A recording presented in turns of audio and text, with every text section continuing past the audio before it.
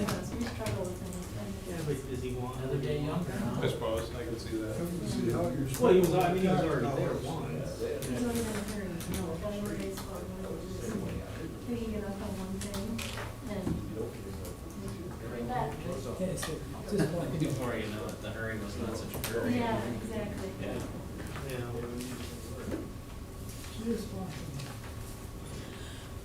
I think he made it through 3 or 4 of his slides of his presentation. Yeah, that's exactly what happens. Yep. Usually the question and answer part is the best. Yeah, that's pretty much most work, Yeah. which was fine. Yeah. Somebody in the audience told him to start from the end next time. So we're ready. Oh.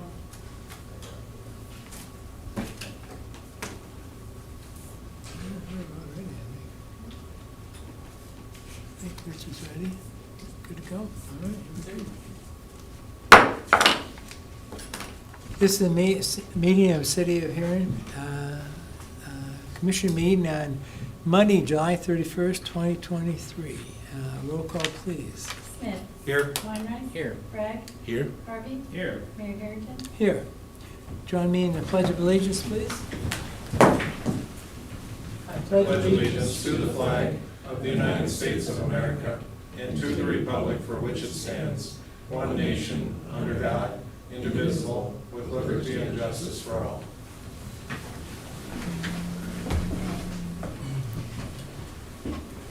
Agenda approval. Has anybody in the commission got anything they'd like to add or delete from the agenda tonight? Motion to approve. All right, and we have a motion, Commissioners Harvey, a motion to approve. We need a second to that. Second. Second, Commissioner Weinrich. Roll call vote, please. Smith. Aye. Weinreich. Aye. Bragg. Aye. Harvey. Aye. Mayor Harrington. Aye. Moving on to public forum. Public forum is limited to a maximum of 3 minutes per person. Please state your name and address for the record. Moving on to consent agenda. Matters appearing on the consent agenda are expected to be non-controversial and be acted upon by the commission at one time without discussion. Unless a member of the commission requests an opportunity to address any given item, items removed from the consent agenda will be discussed at the beginning of the formal items. 4.1, minutes of July 24th, 2023 City Commission minutes. 4.2, fuel quotes for city departments. 4.3, raffles. 1, Huron Elks for September 30th at the Elks Lodge. 2, South Dakota State Fair Foundation, August 25th through the 27th, and August 25th through December 31st. 4.4, reappoint Darrell Raschke to the Mid-Dakota Rural Water Board of Directors for a 3-year term.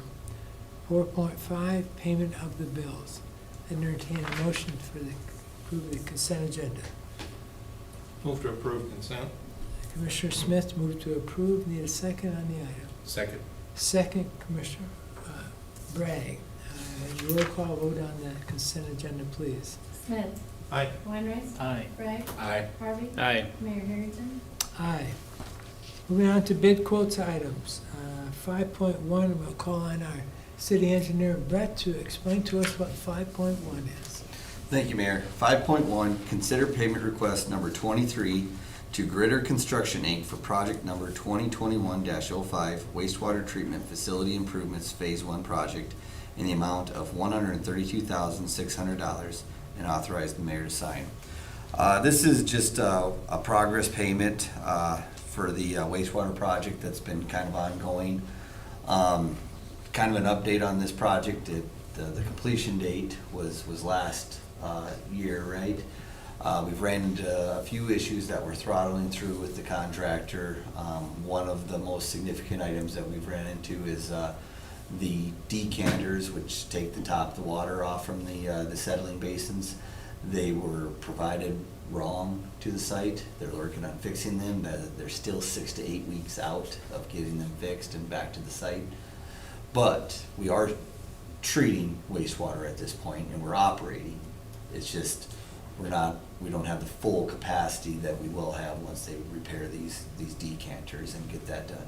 There's also punch list items that we're throttling through, It's not unusual on big, complicated projects like this for them to stretch out because of these small punch list items, and then you have something significant like these decanters that were not correct. And they take a little bit more time to do, especially in this day and age with getting things fixed, repaired.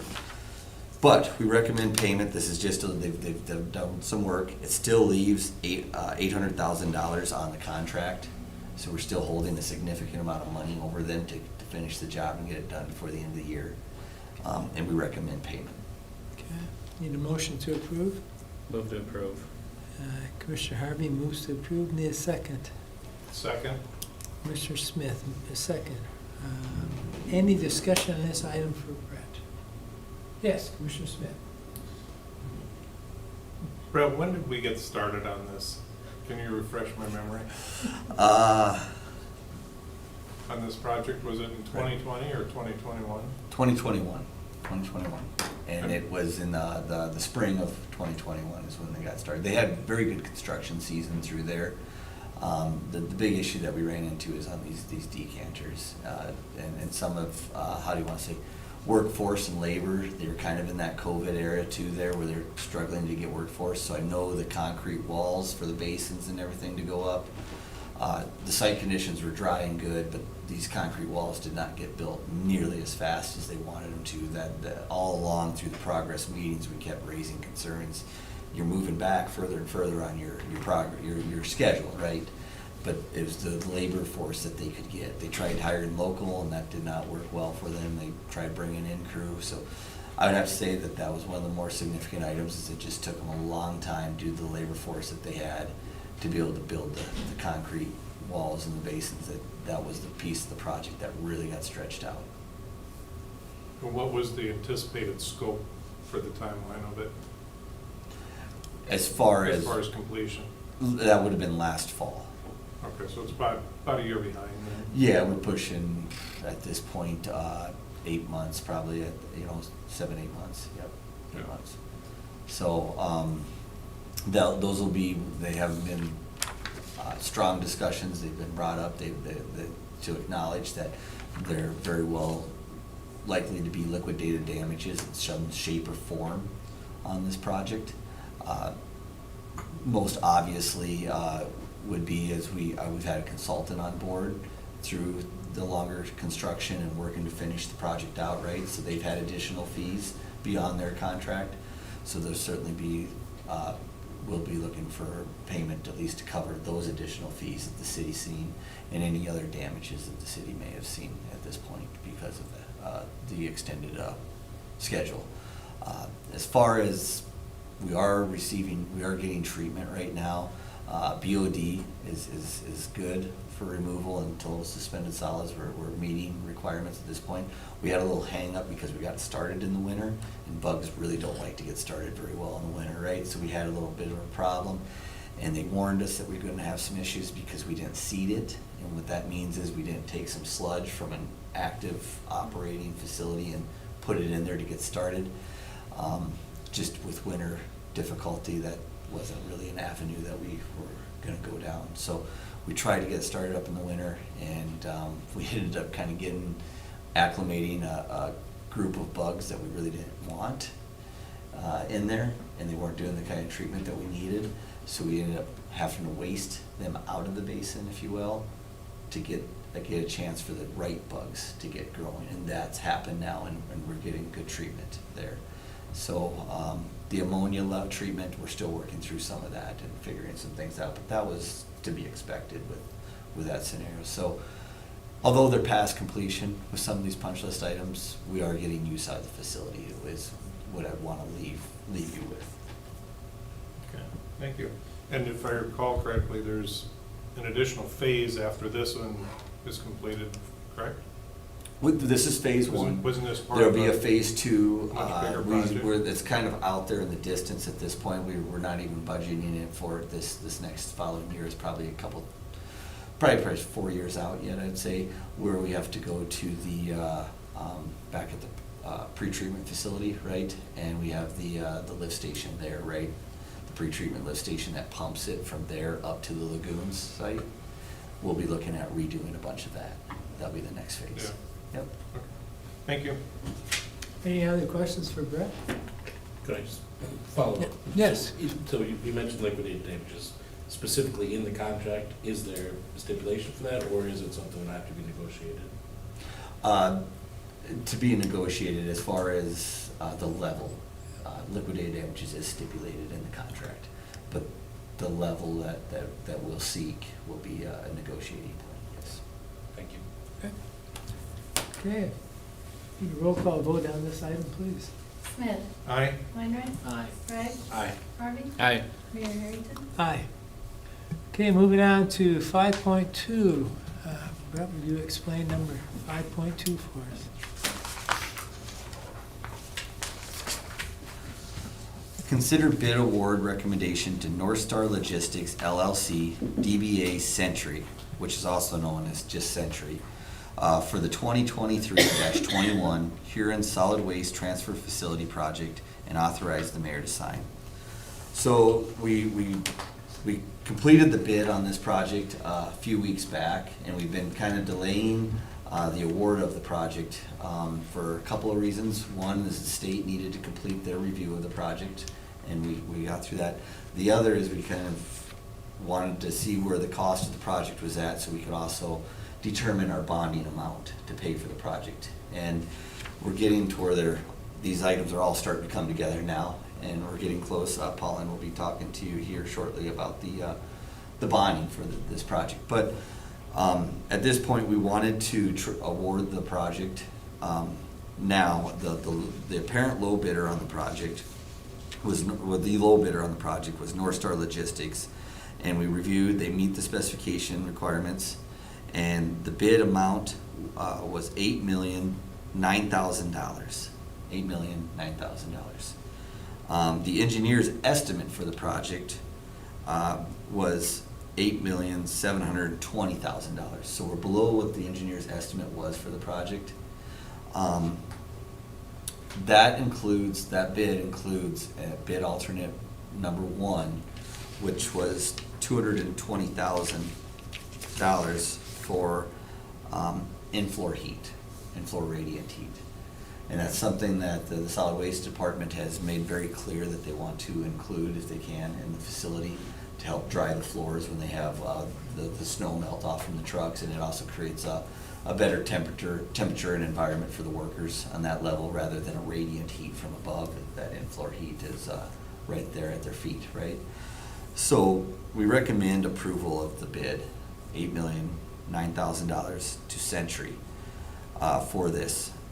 One thing I would like to, and it is below the bid, below the estimate amount, but we still have to set up the bonding for this. So there is a small risk, if the bonds are not sold, that we may have to go back and change this contract after awarding this bid. But if we wait any longer to award, we start to run into issues. The contractor is already expressing concern about being able to complete the first phase of this project, which was the drop-off area by this fall. And they want to get started as soon as they can and start moving with that. And we start running into a timeline issue if we push this back another week or any further.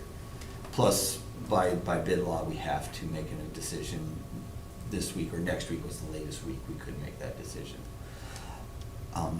I've talked to Pauline about this. We feel confident that we won't have issues with the bond, but just want to be full disclosure that has to get set up before we will go forward. So if we would run into where the bonds don't sell and we have to do something with the project, there might be minor damages that we're responsible for. We won't issue the notice to proceed or anything until the bonds are in place, so there wouldn't be any real cost or anything spent by the contractor, but we're trying to move forward with the project and award it at this point. So I know I babbled there, but I just kind of wanted to explain where we're at on that project. It's a little complicated at this point. We recommend award of the project to Century. I would move that we move forward with that recommendation and award this bid to Century. Second. I have a motion to move forward and a second. Commissioner Weinrich and Commissioner Bragg. Any other questions for Brett on this item? I have, just for clarification, Mayor. So awarding the bid, they cannot proceed until the bonding is completed and in place? We will wait. So how the process goes, if you guys approve the award of the project tonight, we will notify them of the award and present them with the agreement to sign and return to us, right? And they'll have to provide their bonds, their payment and performance bond to the city. Those usually take a week or two for a contractor to put together, right? So this whole process, you know, we expect our bonding to be determined next week, Pauline, by the 11th. I did love, yeah. So we should be in good shape as far as they'll take some time anyways to sign their documents and get their documentation back to the city. But we'll wait, they can't move forward with anything on the project until we issue the notice to proceed. And we wait until we get the bonding and make certain that all meets city requirements before we do that. Got it. Thank you. Okay, roll call vote, please. Smith. Aye. Weinreich. Aye. Bragg. Aye. Harvey. Aye. Mayor Harrington. Aye. I think we'll go to 6.3, Brett, and get you off the dais here. fine. Our two ladies are here, they'll. All right. All right, thank you, Mayor. 6.3 is consider the proposed electric utility easement by Northwestern Corporation for a pad-mounted electric transition cabinet in the West City parking lot west of Century Plaza and authorize the mayor to sign. So Northwestern Utility, as they've approached the city, they need to take one parking space away out of that west parking area and put in a pad-mounted transformer transition cabinet. I believe the intent is that it'll serve the Egg Sense building that's right to the east there, excuse me. They have offered a one-time payment for the parking that we'll lose in that spot, a one-time payment of $2,500 as part of this utility easement. We feel that that is appropriate, the engineering department, so we do recommend approval for providing this utility easement and losing that one parking spot for a one-time reimbursement or fee back to the city of $2,500. Need a motion to approve? Make a motion to approve 6.3. Commissioner Weiners, motions to approve, need a second. Second? Commissioner Smith, second. Any questions for Brett on, yes, Commissioner Weiners? Well, I'm assuming they looked at all other spots over there, because my understanding is he owns that parking lot over here. The person who owns Egg Sense bought Hoffman's lot. Is there a reason why his own lot wouldn't work? This, All the way to the north, that section that's not owned by the city behind the movie theater. gotcha. I believe they need it closer to the facility there, because they'll be bringing power in and out of there, because they're also talking that they'll have a power lines that are trenched, or basically bored under that So spot. this one spot It is just one spot, and there is a diagram showing see it. the location of that in the corner of that parking lot. It's the closest to their facility.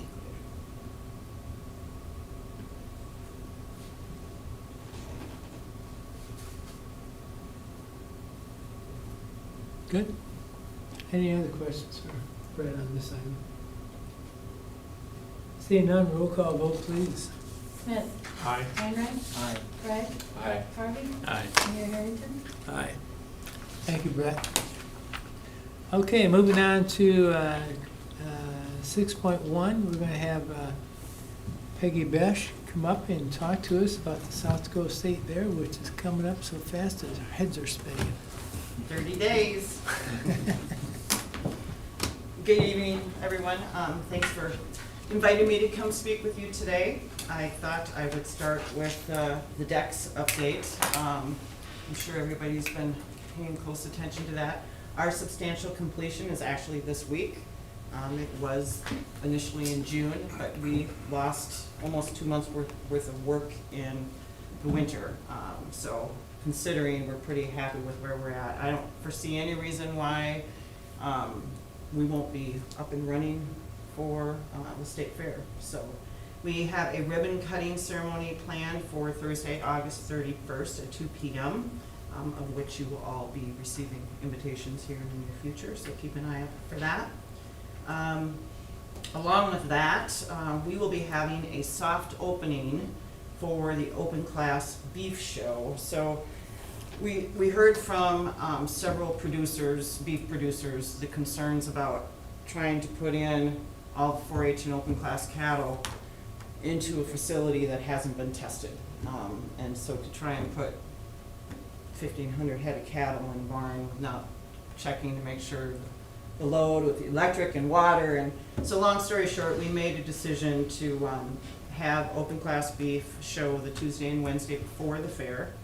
And then Wednesday night, they'll move out, and then 4-H will move in, and they'll be in the decks the rest of the week. So I think that will also provide us an opportunity to see how we have it laid out, if that's gonna be functional. We know we're gonna have some challenges with load in and loading out for traffic and congestion and all those things. So this will give us an opportunity to really work through some of that. So we are excited. You're probably also all aware that we are without a sheep barn. So last year we actually launched a shed capital fundraising campaign. And that campaign includes trying to build a sheep multi-use, but sheep during the fair facility, 40,000 square foot facility, able to accommodate 1,000 head of sheep. Estimated cost is $8 million. We have a fundraising committee whose goal is to raise $3 million, and they have a very tight timeline. We need to try and get as close to that as we can leading into the 2024 legislative session. So we hope to garner some support to get it into the governor's budget. We recognize the timing is not great. We're coming off the decks, and that was a huge campaign, very successful. But quite frankly, there are still businesses and organizations paying on those commitments. The vast majority will be done this year. And with the shed campaign, we are also allowing up to, or pledges with payment has to be due by June 2024. So it hasn't been easy for the fundraising team. I think we're close to 1.4 million right now. And so we'll just keep an eye on that. But our hope is that by the end of the legislative session, we'll have some funding in place. And then next spring, work on final design, groundbreaking of the 2024 fair, and the grand opening of the 2025 fair. So we certainly, these last couple of years without having sheep and without having beef, we're feeling it. Those people aren't coming through our gates during the fair and paying that admission. Our vendors are, missing that as well. So it's really important that we try and get them back. So. Maintenance and repair projects this past summer, most of which are complete. We remodeled the tech center restrooms, and if you were ever in there, they were in dire need. So that restroom has got some weird configuration with the round roof, so we had to make some modifications, but it's nice compared to what it was. So the Arts and Ed building floor was painted. Rushmore Corner, which is our old office, the roof has been replaced. We recently painted the exterior of the dairy barn. There's still some trim and ballards that need to be painted, but once you put it right next to the brand new decks, you could tell it needed some paint, fresh paint. So I don't know if we'll get the trim and the rest of it done before fair, but it's better than what it was.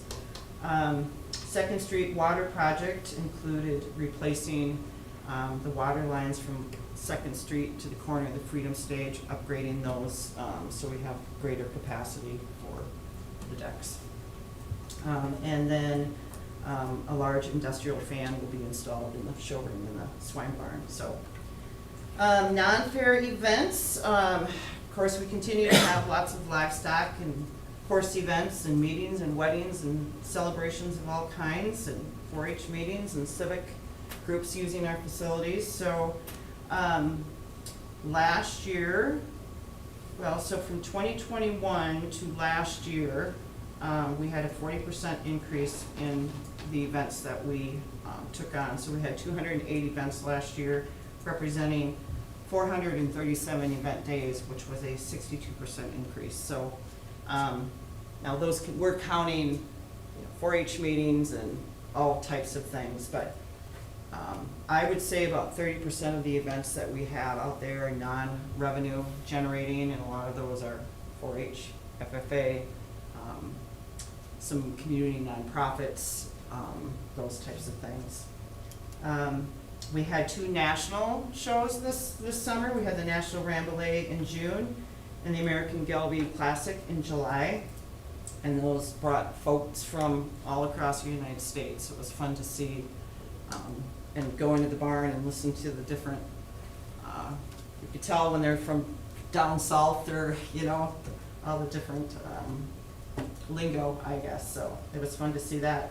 And we were awarded the National Red Collar Roundup for 2026. So that was a endeavor with the Chamber and our South Dakota Chapter 2021. And I'm sure all of you know Dennis Schilling and Steve Massett. And so they were instrumental in bringing that back. So events coming up, we just got through South Dakota Summer Spotlight. And you always know when we have that it's going to be the hottest week of the year, and that proved to be the case once again. But it went very well. This week we have Beto County Achievement Days, and then of course Ag Tegra Customer Appreciation, and they are anticipating 5,500 to 6,000 people for that concert. So that'll be a busy weekend. And then we have Dakota State Fair Speedway race on August 19th, and then we'll lead right into the fair. So official dates August 31st through September 4th, with preview day August 30th. And I said we're 30 days out, but really we're 23 days out because the Open Class Sheep Show starts the weekend before the fair. So incidentally, I will mention last year, so pretty impressive, quite frankly, when you think about Open Class Sheep and Beef Show and Pre-Fair, but the carnival revenue was the highest on record, up 23%. Our sales tax revenue was more than $244,000. That was also the highest on record, up 11%. And our fairgoer spending was over $2.8 million, also the highest on record, up 10%. Our attendance was up a little over 6%, with over 190,000, so all good numbers. And 1,957 campers, so kind of some fun stats there. Grandstand lineup this year, of course we have the Red Wolf Construction Tough Hedeman Bull Bash, August 30th and August 31st.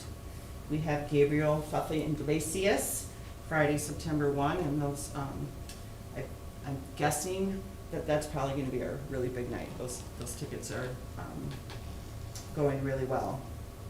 Carly Pierce with special guest Drew Green and opener Sam Barber, welcome by Pioneer. That'll be Saturday night. Lady A with South Dakota's own Rowan Grace.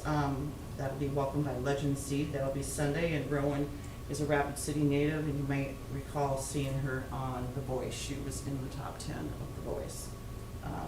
And then on Labor Day, we will close out with a free show, the ATV Big Air Tour. It's a free event thanks to the support from American Bank and Trust. So that's our grandstand lineup.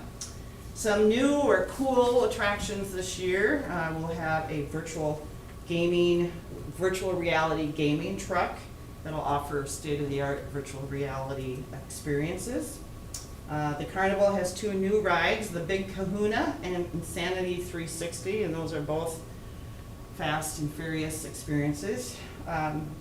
We are bringing back the street art to the fair, so we will have our artists back that we had here last year. Fridays wear red, so remember everyone deployed, so we encourage everybody to wear red, and we'll have a big photo op on the Freedom Stage at 1:45 on Friday.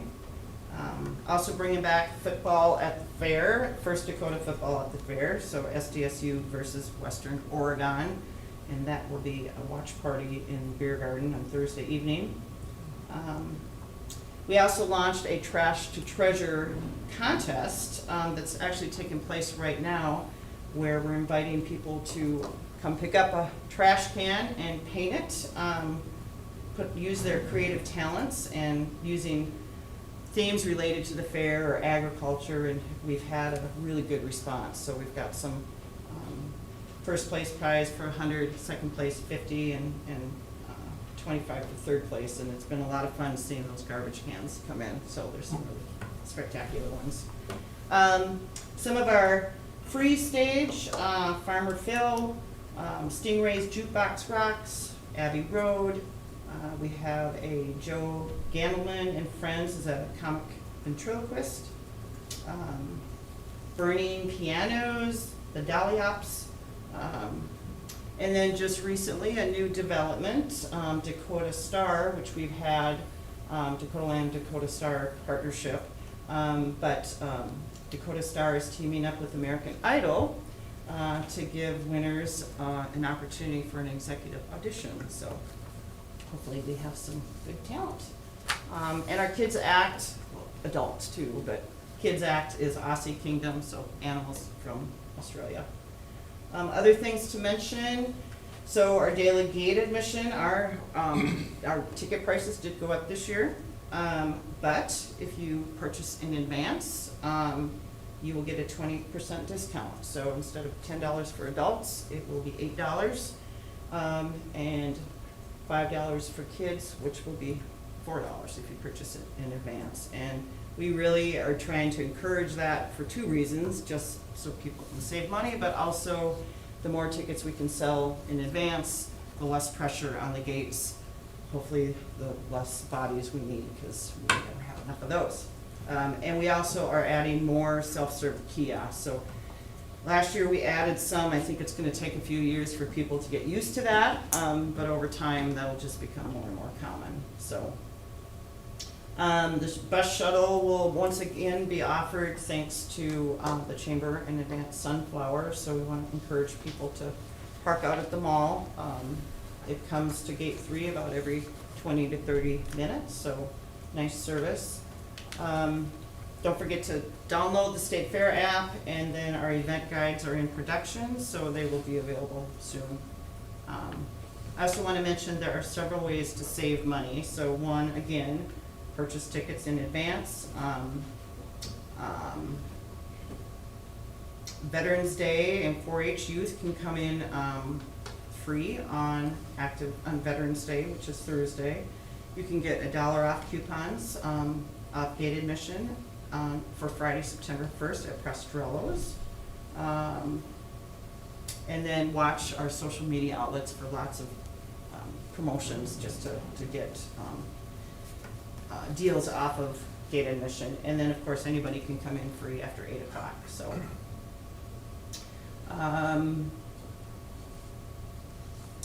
lastly, just I always put a plea out there for workers. So if you know anybody who wants a little extra cash, please send them our way.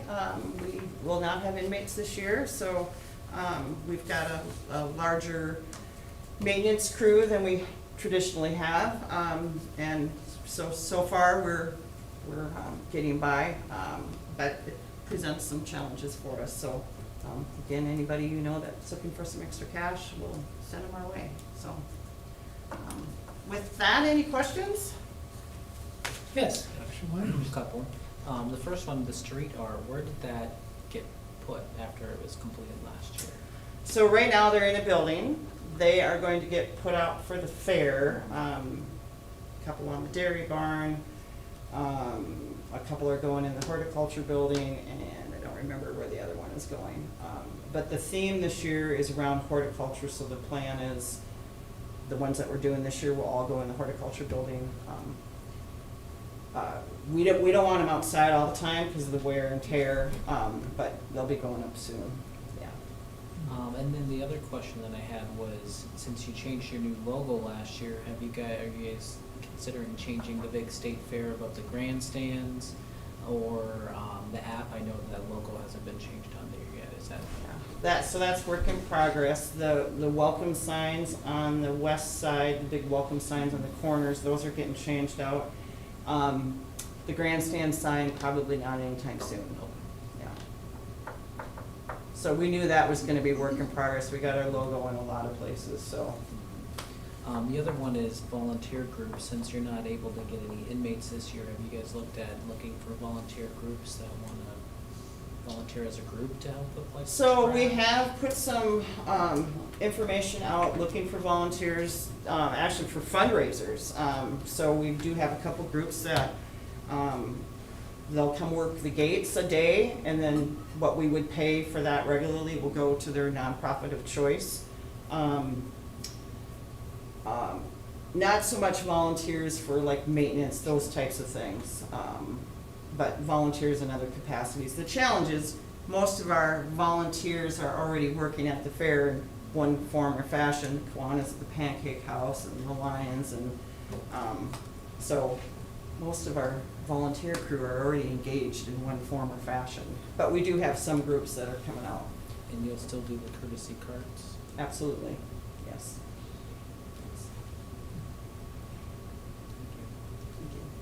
Thank you. Any other questions for Peggy on this? Peggy, how about that big pile of dirt out there on the road going the other way that you're working? Is that going into the decks? It's gone. Is it gone? It's gone. I went out there on Sunday and went, wow, yeah. It went into the decks? It's all, yes, so that was a combination, it's a, I call it a rodeo cocktail. Clay, dirt, and sand. That's important for particularly events where you have horses. And then, of course, it depends on what kind of event. If it's team sorting or penning, they want more sand, and if it's a barrel race, they want it a different way, and so it'll be interesting when we have our first barrel race. We're kind of hoping to, well, incidentally, we do have the South Dakota rodeo finals in October. So we're really hoping that maybe we can get some people on horses in there and kind of test the water per se, to see if we need to do something differently, but it's a lot of dirt. There's a lot of dirt in there, so, yeah. One last question I had was, I'm assuming you guys are, is there gonna be anything different as far as marketing the Dex building than you normally do the fair? Yes, so the plan is to hire a marketing person, so we have added actually 2 new maintenance people to assist with that. When you're short anyway, I don't know if it's enough, but I guess I won't complain. But we are hoping to add a person that'll focus on marketing.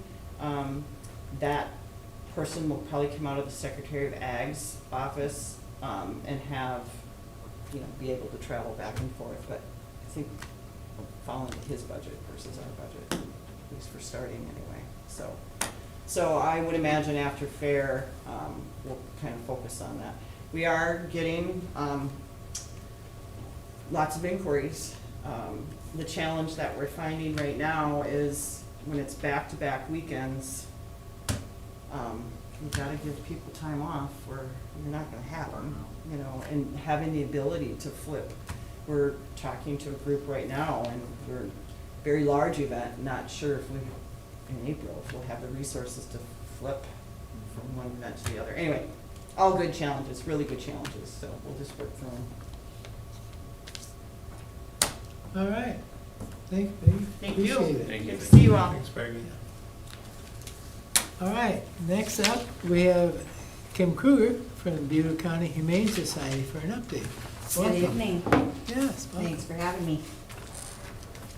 Okay, so for 2022, our total number of animal control calls was 937. The first half of the year, that number was 443. The biggest reason for those calls was running at large. 439 of them were running at large calls.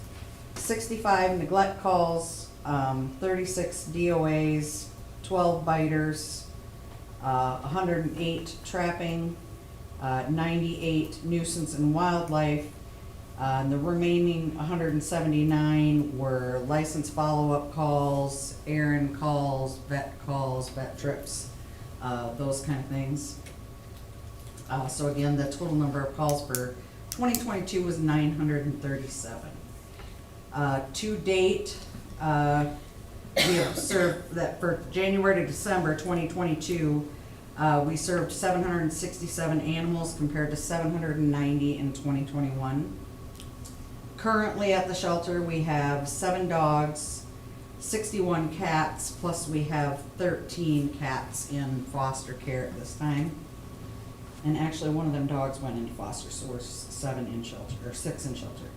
And the parakeet got adopted, so that brings us down to 86 actually in-house. So, which is par for the course this time of year, with the litters and such. It's pretty average. For 2022, I'm gonna break down these dispositions a little better for you. In January to December 2022, we took in 412 cats, 92 of which were trapped due to citizen complaints, 22 were surrendered, 298 were strays, dumped, or picked up by animal control. 248 dogs were brought in 2022, 156 were city strays, 29 were county strays, and 63 were surrenders. And then I could go through the rest, but the rest are a few parakeets, 5 guinea pigs, 2 goats, 3 domestic rabbits, possums, squirrels, goose, skunk, ducklings, chickens, cottontails, turkey, vultures, you get the idea. So the rest of it is kind of wildlife. And then disposition wise, January through December, we adopted out 101 dogs, 140 cats, and 9 other domestics. And again, those are like your small furries or your feathered friends. 132 dogs were returned to owner, 29 cats were returned to owner, 2 goats were returned to owner, and 1 parakeet returned to owner. We had 45 wildlife release. That can be, and in that wildlife, I put the chickens in there. I don't have a separate column for them, but the chickens were also, we also consider them wildlife release. But what we do with those is we give, because it's against city ordinance to have them in city limits, we give the owner, you know, a couple days, get them caught up, you know, find a farm if you can, or, you know, whatever you have to do. If they can't, then we will take them, and we have farmers that we can outsource some chickens to. So we do that. But we want to remind people it is against ordinance, and they're very hard to catch when they're just out in the loose. So no chickens. We farmed 136 cats. We did start spaying and neutering our farm cats in November of 2022. And prior to farming these feral cats, they were destined for euthanasia, you know, so it's the lesser of 2 evils here. As far as whether it's, you know, there's been some controversy on, you know, is this a good thing we're doing by relocating them to farms? We have farmers that want them. You know, they're doing their thing on farms, they're requested by farmers, and we have been providing them to the farmers. We picked up DOA 24 cats, 4 dogs, 8 possums, 3 squirrels, 1 duck, 1 blackbird, 1 bat, 1 rabbit, 1 turkey vulture, 1 snapper, and 7 skunks. Now euthanasia numbers, I broke down them for you as well. We are proud to say that Beale County Humane Society is a no-kill shelter. And I battled with that, the name no-kill shelter, because it just, for me, says you don't ever euthanize anything. But the definition of a no-kill shelter is that you euthanize less than 10% of your incoming animals. We have qualified and have been qualifying as a no-kill shelter for many years. So out of the, what did we take in? 767 animals, we euthanized 3 aggressive dogs. We had 2 feline senior cats that had renal failure and vet recommended euthanasia. We had 18 felines with severe injuries due to being hit by cars or what have you, broken backs, things that could not be fixed. 3 were feral, ill, and unable to treat. So the humane thing to do obviously is not to put those on a farm, but to opt for humane euthanasia. We had 3 feline ill, no response to treatment, and the vet recommended euthanasia as the humane remedy for that. We had 1 feline that appeared to have been poisoned, and was suffering extremely badly. We had 3 feline aggressive biters, 1 feline neonate failure to thrive, which basically a kitten that was born, we tried everything we could. It was not thriving, it was suffering, and we opted to humanely euthanize it. And then 6 feline panleukopenia, and that's a very contagious disease, especially for us to have in the shelter. When when you talk about we've got 60 cats and this disease comes in, we do have an isolation room. It has 3 kennels in it, so we won't risk the whole population. And again, we consult with our veterinarian when it comes to those issues. To date, we have sold 740 licenses. That's something, as you know, I've been coming in front of the city commission every year. I just can't stress enough to the public, if you don't want your animal picked up for running at large, get that license. It's $10, $20 if your animal's not fixed. Get that tag on your dog. We can look up that number, whether it's midnight, and find out where this dog lives. If we can't get a hold of you at midnight, you don't answer your phone, unfortunately the animal's gonna be impounded. But give us the opportunity, because the last thing we wanna do is clean an extra kennel the next day. That's not what we're out for. We're not out there to try to impound these animals. We have no quota we're trying to reach here. We're trying to lessen our number of intakes every year. That shows that what we're doing is working, and that's spaying and neutering, and educating the public on responsible pet ownership. Unfortunately, there's so much breeding still going on. I don't know if I'll see it in my time, but I'm hoping that, my grandchildren will eventually see that maybe there's not so much job security in the Humane Society business, But again, it takes a village, it truly does, just to get the word out there and to press. Spay neuter is the answer. We're doing everything we can. In fact, we have redirected, annually we've had a dog walk, just kind of a fun event.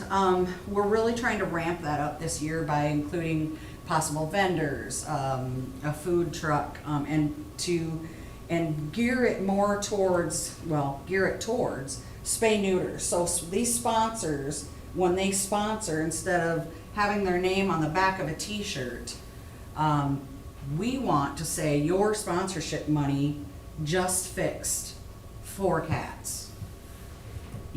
So we ditch the t-shirt. We're not putting the money out for the t-shirt. The money is going to spay neuter surgeries. So we're trying to do what we can to be a player in what everybody wants, and that is to spay neuter, and we're gonna do the best to continue to do that. Our budget certainly is our budget. We have what we have to work with, but hopefully we can, make some of these things work and get people involved in this spay neuter and get the word out more and more. So we have that coming up. We have our 4 Paws Pool Party Blast. That's the best fundraiser. It's so much fun. If you haven't been to one, swing by, because it's just a hoot to watch. But that will take place on the 12th from 6 to 7 p.m. at Splash Central, and we're so grateful that they allow us to do that. We just enjoy the heck out of it. And then September 30th is when we're having our Don't Litter Spay Neuter dog walk. And again, we're hoping to get some sponsors, vendors involved in that, and raise funds to spay and neuter oodles and oodles of poodles or whatever breed. We'll do that. So other than that, other than, those vet fees, everything's kind of went up. Our vet fees have too.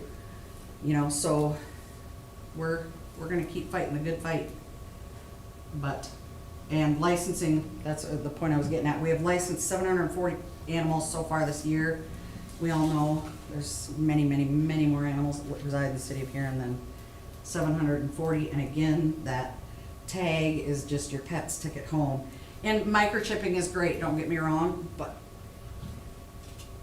80% of the time probably, I don't have an exact figure on that, those people aren't registering their microchips, so they do us absolutely no good. We can scan them, but it's not registered, so they do us no good if they're not registered. You know, and if you can't afford that 10, 20 bucks, take a Sharpie to your dog or cat's collar and put your phone number on it, you know, but get the license. It is the ordinance, so. Other than that, I think, that's kind of all I have. If anybody has any questions for me. Kim, do you have, we talk about farming out cats. We've had one side of say that they can't do that because that's not fair to the cats. Mhm. Does the veterinary person have any theory on that? Is that, are we, I've not particularly struck up the exact conversation. I can tell you that we have a veterinarian that says, I'll find a farm home for that cat. They're very active in helping us to find farm homes. oh, so he's good with it? Mhm. Okay, that was my question. Yeah. Okay, Yeah. thank you. Mhm. Any other questions for Kim? Yeah, just a couple, I mean, and I know you ran through all those statistics, but I just want to clarify. So you said you have about 70 cats. 60 right 61, And what's yeah, and your- 13 in foster. What's your capacity? Well, it's hard to judge on cats because we have some kennels that are, like we call them a colony kennel or a litter kennel or a playpen kennel. We have one kennel that right now has 3 adults in it. We may have to move things around depending upon how full we are and put 8 kittens in there. I would say we're at capacity right now. We have to be able to, you know, we only have X amount of kennels, so when a cat comes in a stray, it goes into our city stray room. And we have, let's see, 6, 7, 8. We have 8 kennels in that room. So that means, and a couple of them are bigger, and again, depends upon whether they're kittens. We can put 4 kittens in one of our kennels. But when that stray room is full, we now have to wait those 3 business days. And that's when, you know, like when people drop off animals in our breezeway.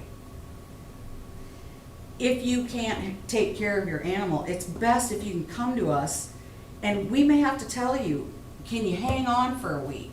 But because we don't know who owned this animal, if somebody found this animal's a stray and just put it in our breezeway, we automatically now have to hold it for 3 business days.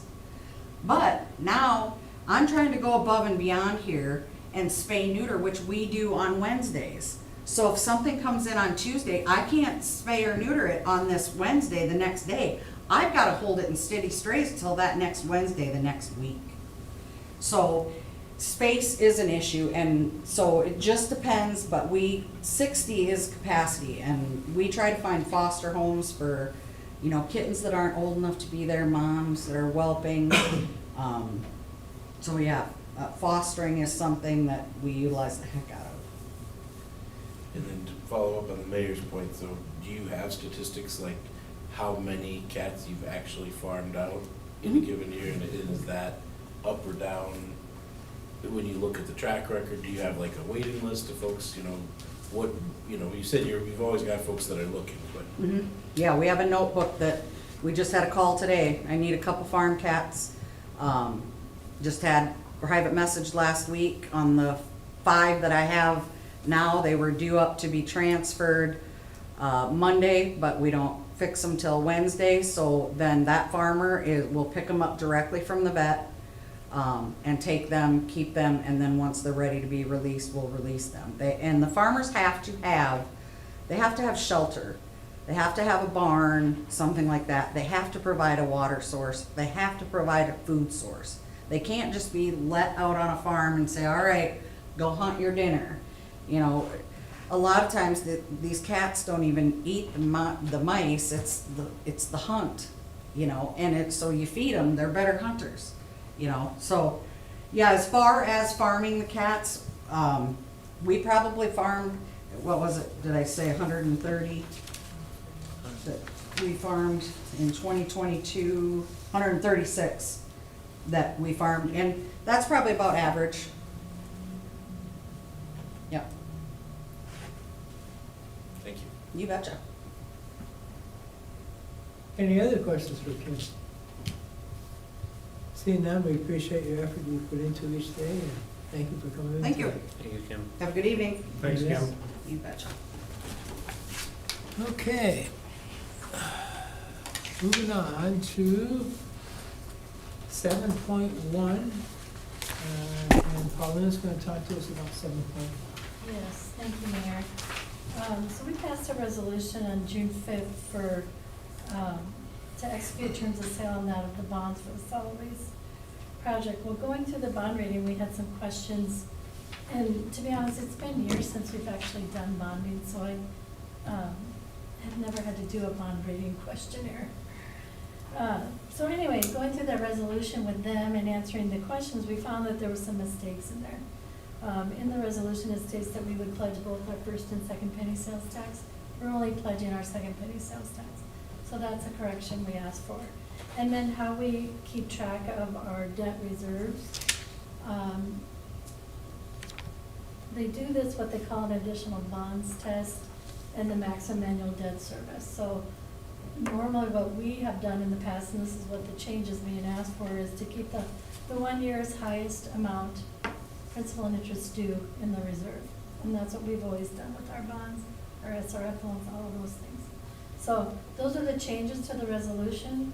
Other than that, they're not.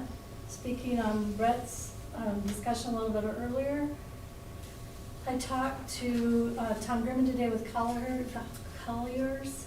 We will get insurance on our bonds, which will give us a AA rating on them. And he thinks we should have no issue selling. By the end of next week, we should have some bonds sold. So that's why we felt comfortable recommending the award of the bid. Or excuse me, not next week, it'll be the 11th, by the 11th, August 11th. So any questions, let me know, otherwise I ask for approval for the amendment. One thing in talking with Todd Meyer, who is our bonding attorney on this,